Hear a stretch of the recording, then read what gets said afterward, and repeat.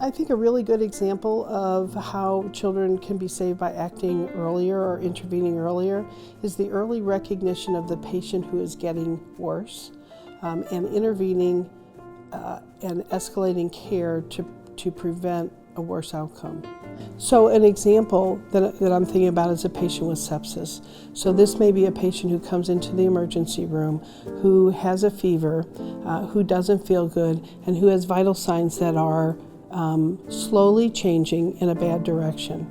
If that is not recognized and that child goes up on the floor and it's several hours before it recognizes that the child is getting sick, we may have lost a critical window of time to intervene with fluids, with antibiotics, and reverse the whole process of sepsis.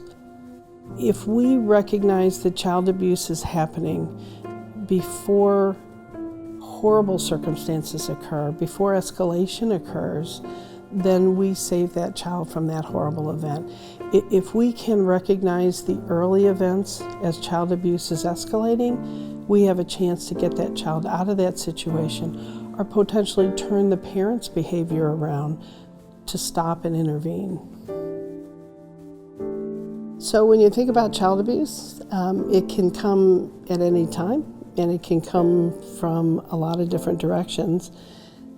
It can come in just a regular patient visit that you see, and an example that I have is a patient that I was seeing for iron deficiency anemia. It was going to be a quick 10-minute checkup where we were checking iron levels. I always check for bruising, and so I looked at the patient's arms and legs, and when I looked at the arms, I saw the marks from cutting.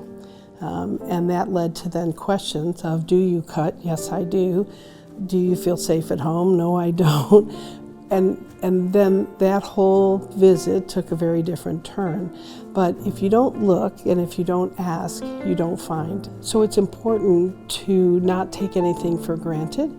The fact that you have seen that patient before, the fact that many other physicians may have seen the patient before should not matter.